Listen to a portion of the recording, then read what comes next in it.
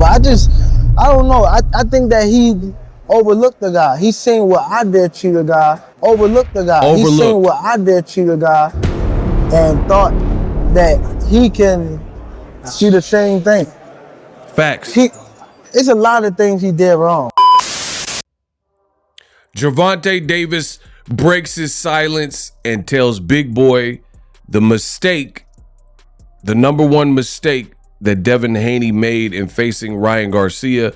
And he gives his first assessment of Ryan Garcia versus Devin Haney and the loss. That's what we're going to get into in the next minute. So stay tuned to the end of this video. Again, Face of Boxing, Gervonta Tank Davis, and he's assessing what went wrong for Devin Haney. So let's get the gear. And without further ado, we must roll the clip. You just saw Garcia, Haney. Did you pay attention to any of that? I pay attention to it. Yeah, I watched the fight. But I don't know. I think that he overlooked the guy. He seen what I did to the guy and thought that he can see the same thing. It's a lot of things he did wrong. And it showed that he's not who they think he is. Right. Or who he say he is. Right. But life come life show you. Life show you. Wow. So in a brand new interview with Big Boy TV, that was Gervonta Davis. He said, basically, life comes at you fast. And it showed that Devin Haney is not who he thinks he is or who they said he is. So I let you listen to it clean. Now you get the commentary. So we're going to listen again, short clip. Smash the like button. You just saw Garcia, Haney. Did you pay attention to any of that? I pay attention to it. Yeah. Now, off rip, I like what Gervonta Davis did because he kept it real, that he paid attention to the fight and he was locked in. Because some people will act like almighty and act like, oh man, I didn't watch that, knowing he did because he was right there on social media. So that just tells you that Gervonta is a stand-up dude and, you know, his word means something. Because again, I've seen fighters front like, man, I ain't watched that dude's fight, knowing that they was at home watching the fight. So pay attention. Garcia, Haney. Did you pay attention to any of that? I pay attention to it. Yeah, I watched the fight. But I don't know. I think that he overlooked the guy. Pay special attention to what he's saying. I think he overlooked the guy. I don't know. I think that he overlooked the guy. He seen what I did to the guy and thought that he can see the same thing. That right there. Who else said that? Me. Huh? Okay. Me, that's who. Exactly what Gervonta Davis just said is what I was telling you on my channel. The best in the business, and it's not even close. Literally verbatim, that's what I said. Once again, Gervonta Davis is saying he's seen what I did. He's seen my work and thought he could replicate that, basically. But I don't know. I think that he overlooked the guy. He seen what I did to the guy. And he overlooked him. I think that he overlooked the guy. He seen what I did to the guy and thought that he can see the same thing. Facts. It's a lot of things he did wrong. That's something else that I've said in my assessments. There's a lot of things that Devin Haney did wrong in the Ryan Garcia fight. See the same thing. It's a lot of things he did wrong. And it showed that he's not who they think he is. And it showed that he's not who they think he is or who they're telling you he is. Wow. And thought that he can see the same thing. Man. It's a lot of things he did wrong. And it showed that he's not who they think he is. Or who he say he is. But life come life show you.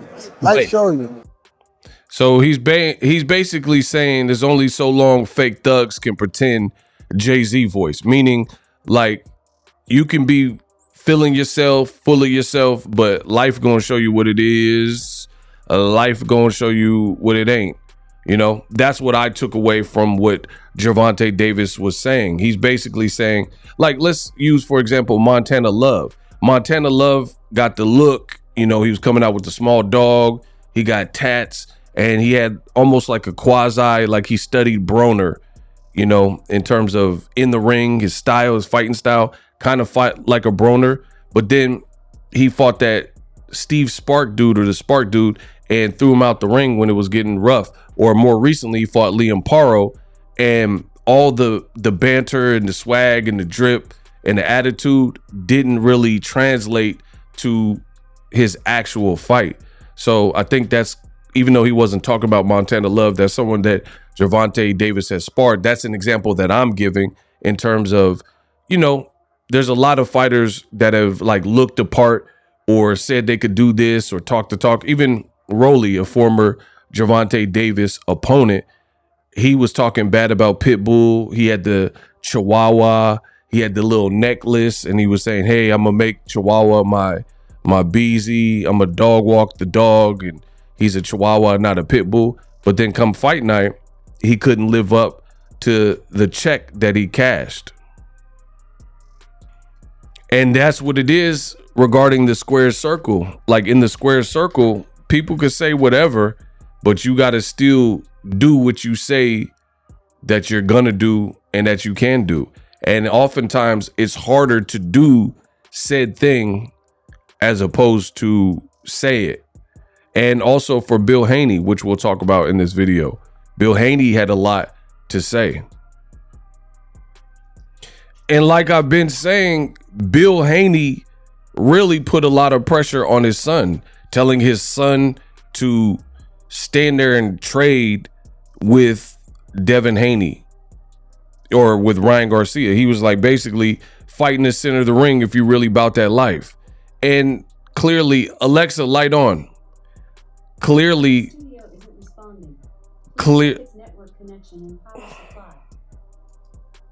clearly that wasn't a good idea. And I know like the Haneys and the Haneyacks, they're bringing up the failed test angle and things like that. But that just further cements the point that I'm trying to make. You have Bill Haney, who's the manager and father who cares about his son, and he's training him with strategic advice.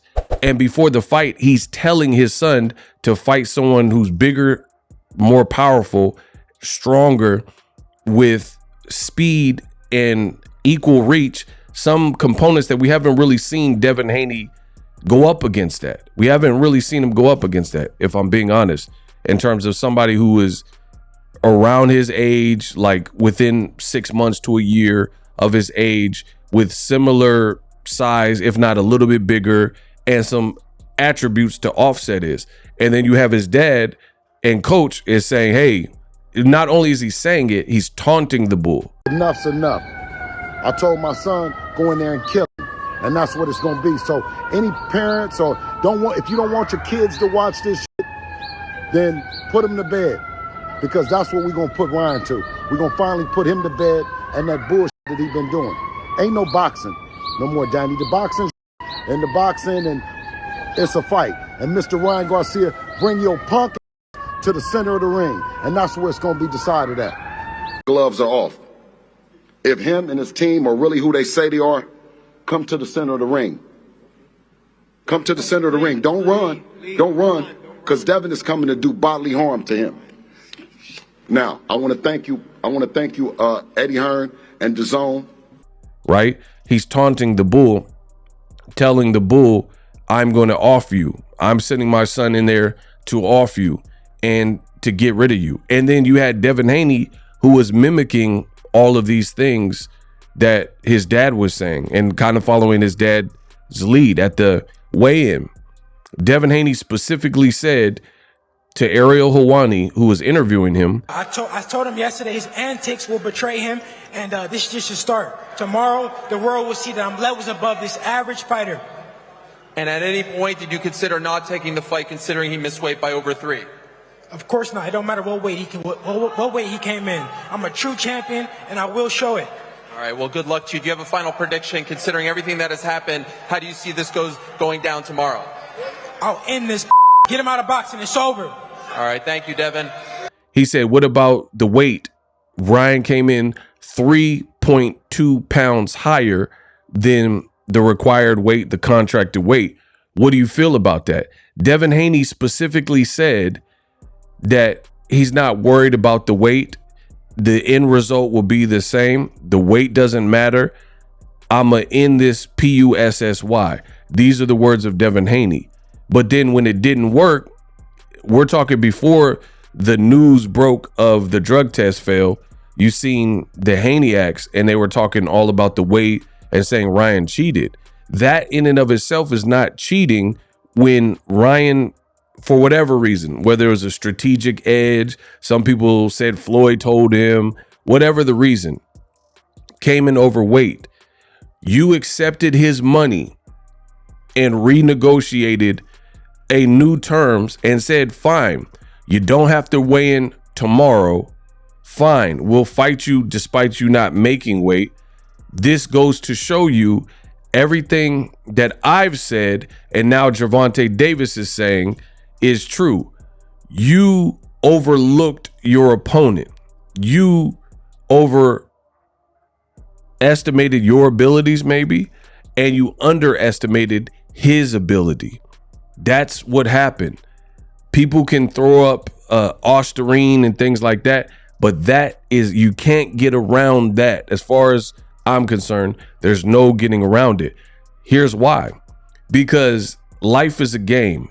You would not play the game in this fashion if you knew the outcome was going to be what it was. If you knew Ryan was going to test positive for Osterine and drop you 7 times, 5 times, whatever it was, even though they said it was 3, it was more than that. There's no way. That's like getting in a self-driving car and you get in, or you're about to get in, and the navigation says this car is set for self-destruct mode and it's going to drive you off a cliff. No one would get in a whip that was in self-destruct mode, right? And you know that you're going to be locked in once you get in and the car starts driving, and it's going to drive directly off of a cliff, which leads me to believe that Team Haney did not think they would lose to Ryan Garcia, because if they thought they would lose, they would have probably did a lot different, like had a rematch clause. There's no reason for a fighter at Devin's level to not have a rematch clause if he was risking it to a guy like Ryan, who's never been a champion, who has speed and power and explosiveness, and he had already lost.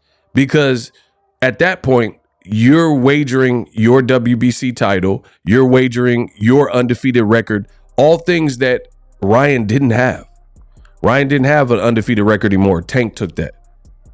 Ryan has never been a champion, so he didn't know what it is, and still doesn't know, even with the win as of me recording this video. He doesn't have the WBC belt because he missed weight. So why would your team irresponsibly negotiate a fight under those circumstances with no rematch clause? Then knowing on fight week that Ryan missed weight by 3.2 pounds, knowing you did not have a rematch clause, you still elected to fight him at the increased weight. Knowing he had done all the Joker-like antics, he was running around like a madman. He was saying weird stuff. He was saying he was drinking and smoking and banging models and all these things. You knew about that, and you knew you didn't have a rematch clause in place. You still elected to go through with the fight without any type of, you're walking on a tightrope and it's a gusty day and there's gusts of wind and you have no safety net. No safety net of a rematch clause, no safety net of at least the same day weigh-in the day of the fight so Ryan doesn't balloon up. Because when you make these decisions, you need an able and capable team. If you make these decisions and they don't work in your favor, this is what you got to live with. And that's exactly what's happening with Haney. So I said it before Gervonta Davis. I thoroughly believe that Ryan is going to have to, May 22nd, we're going to see what it is, and that's going to be decided. So I have nothing else to say regarding that. Regardless of that, there were still many things that Team Haney, in my opinion, could have done and should have done differently. And I agree with Gervonta Davis. They underestimated Ryan Garcia. I truly said this. You guys could check the old videos. If you remember me saying this, Boxingego, type I remember in the comment section. Well before this Tank interview existed, I told you that the Haneys were overconfident. They underestimated Ryan, overestimated Devin's capability because he looked great versus Regis Prograis. So I could understand it, why the team probably thought like, oh, Ryan already lost to Tank Davis and we look so good and Devin's a hard worker in the gym. He gonna go out there and blow this guy out. This guy's a clown. That's underestimation. They'll tell you in the art of war, any strategy, you should never, ever do that.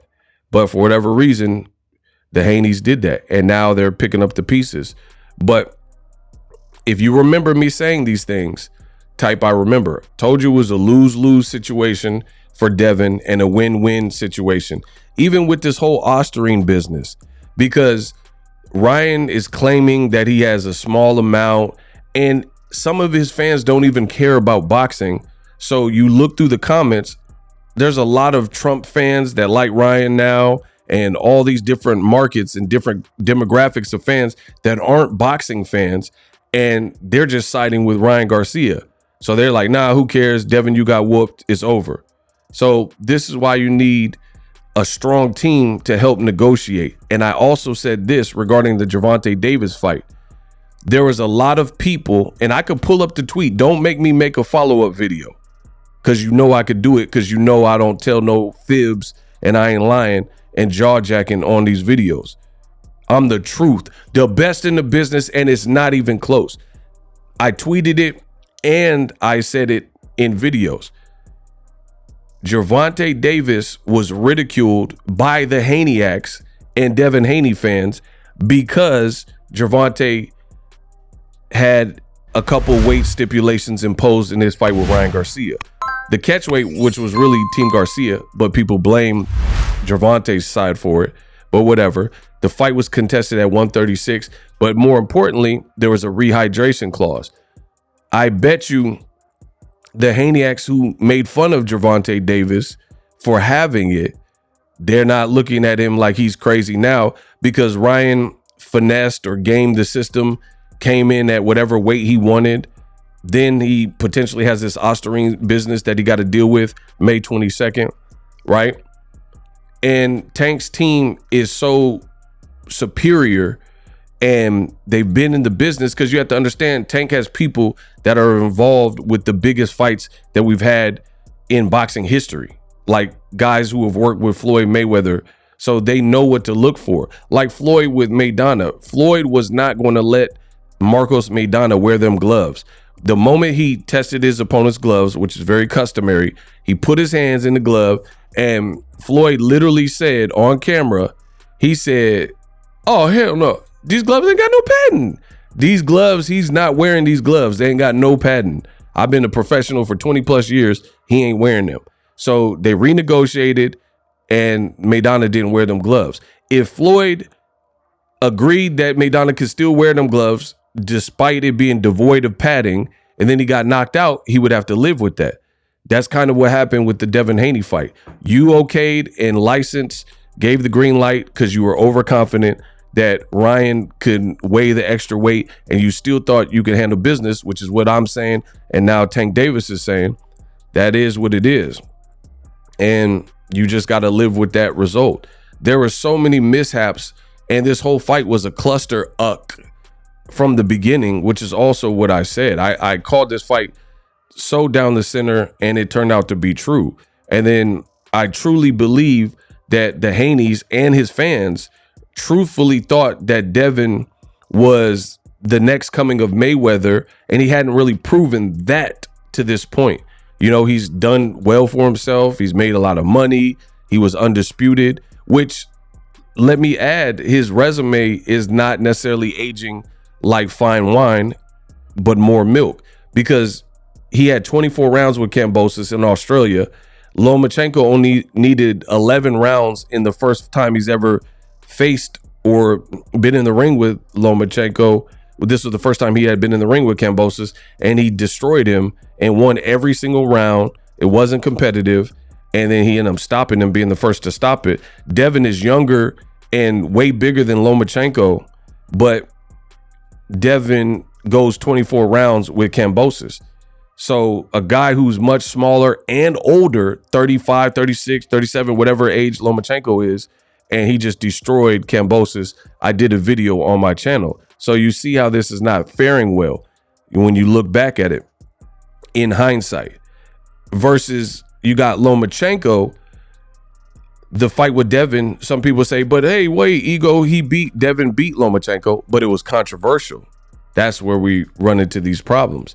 And I even posted this on my page. I said, and it got, you guys see, it got over 1 million views. So shout out to everybody who follows me on Twitter. All my social medias are down below. I said, imagine if Gervonta Davis fought George Kambosos for undisputed, and 1.6 million people, we doing pay-per-view numbers on X, 1.6 people responded or basically viewed the post. I say, what if Tank were to have been the one that fought Kambosos?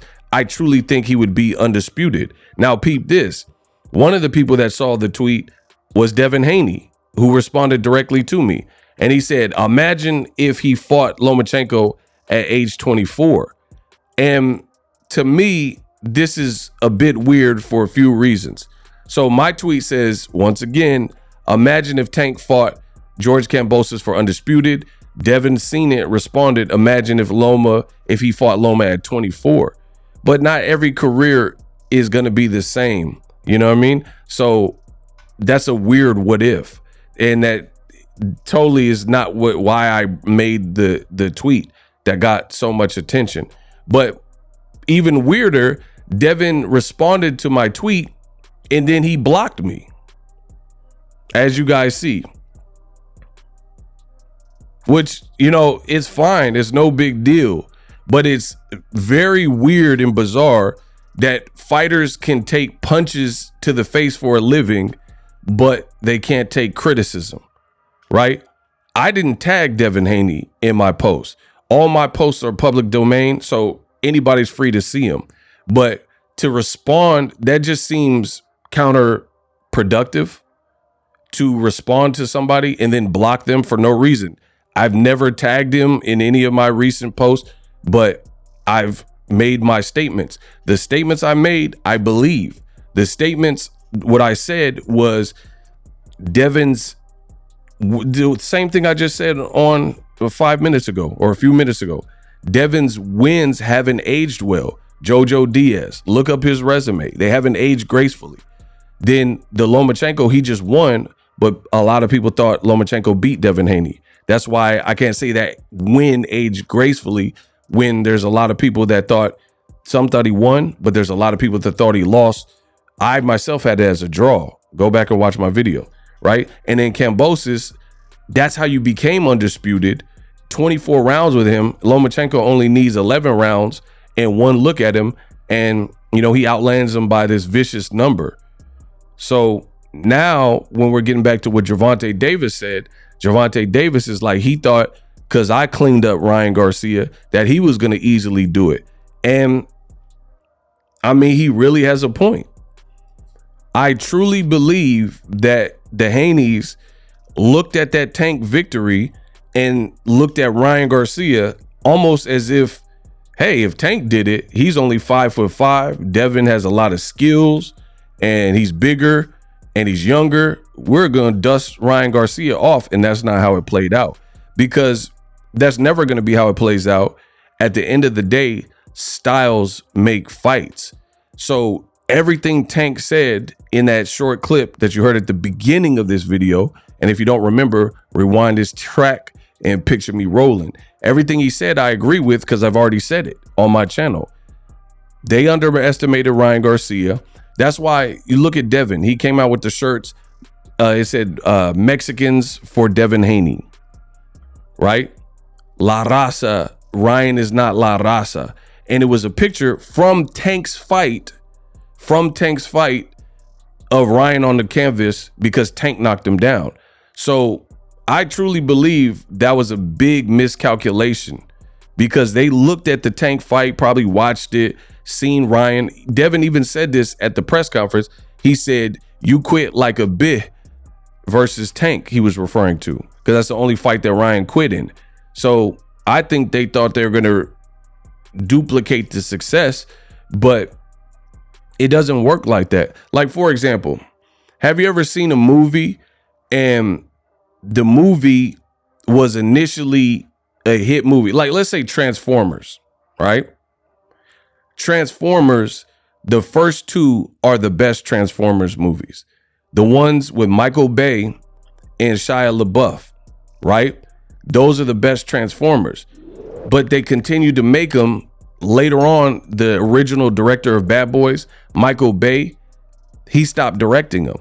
And then Megan Fox and Shia LaBeouf, who were in the first ones, they stopped being in the movies. So then it got to a point where you had Mark Wahlberg, who's a quality actor, but that was probably one of the worst Transformers that I seen, the one with Mark Wahlberg. That's the same thing in boxing as styles make fights. Everything worked in the earlier Transformers, namely the first one, Shia LaBeouf's character. So you can't just sub in Mark Wahlberg and then expect the same movie, but it's not the same actor, Shia LaBeouf. It's not the same girl, Megan Fox, and it's not the same director. So just because the Transformers are still in it, and maybe some of the voice actors that were doing the Autobots and the Decepticons, maybe the voices are the same, but you can't try to just recreate the magic with a whole different ensemble and a different cast. That's kind of what the Haneys, I think, went into this fight with Ryan thinking. Like, oh, Tank did this. They think they could beat Tank, and we're better than Tank. So watch how Devin does it. Also, I think they were chasing Tank Davis. So while they were chasing Tank Davis, they made a crucial mistake of trying to outdo Tank. That's what I really believe. I think they were trying to outdo Tank. Like, oh, Tank stopped him in X amount of rounds, so we'll stop Ryan Garcia sooner. And I told you that wasn't going to be the case. Tank had pretty much a flawless performance. Never hurt. Ryan's best round instantly turned to his worst round in round 2 because Ryan got dropped. So it's immediately a 10-8 round. And then Ryan lost every round and then got stopped and quit. Right?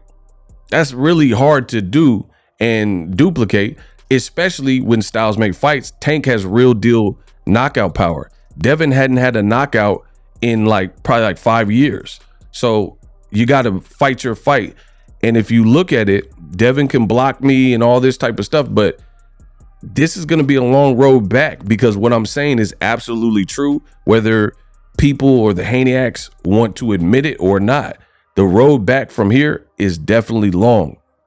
That's what I see. And it's so strange that my opinion seems to offend so many people, and I'm only being real. I'm only being real with you guys. You have to race your own race, fight your own fight.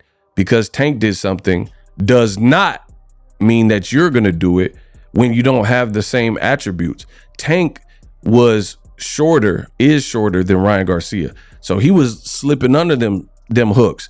Ryan fought the same way. Ryan actually looked better in the Tank fight, which is also what I said. He looked faster. He looked sharper. People talking about, oh, he was drained and rehydration because they're trying to push for a rematch or they don't know boxing. Ryan, his stamina was better. His cardio looked better. He didn't have as much money, so he was probably still hungrier and wasn't drinking and probably doing some of the stuff that he might have been doing in camp for the fight with Devin. He just overall looked better. It was just he was in there with someone better. That's why he lost on that night to Gervonta Davis. But the attack looked very similar, but it looked crispier, and Tank was just defending it better. He was slipping under the hooks. You know, he was countering. He's also a southpaw, which Devin Haney is not. Devin Haney, there was a lot of mistakes made, and that's what Tank said. He said there was a lot of stuff he did wrong, and that's how I seen it. He got clipped from a jab, not getting in and out, and then Ryan got long arms and the speed and power and clipped him and just caught him on the temple. And I think that made Devin pretty much gun shy and almost didn't know what to do, because Ryan proved in the first minute of the first round or so that he could hurt Devin, and Devin hadn't proven that he could hurt Ryan throughout the fight. Even though he had like a leaping left that landed on Ryan Garcia just kind of bit down on the mouthpiece and he was like, yeah, come on. Like, all right. And, you know, maybe a little buckly with the legs, but he just got right back to business. That's what you're supposed to do.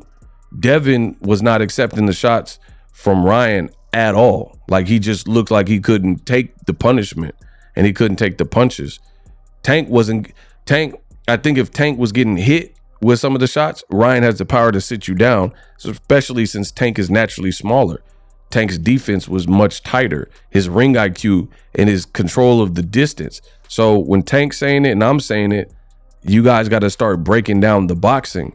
From a boxing perspective, that's why some people are even saying Devin was exposed, because no matter what the circumstance, the Ryan that showed up, I don't think Devin truly was supposed to look like that. And he looked like that. So many questions and eyebrows have now been raised.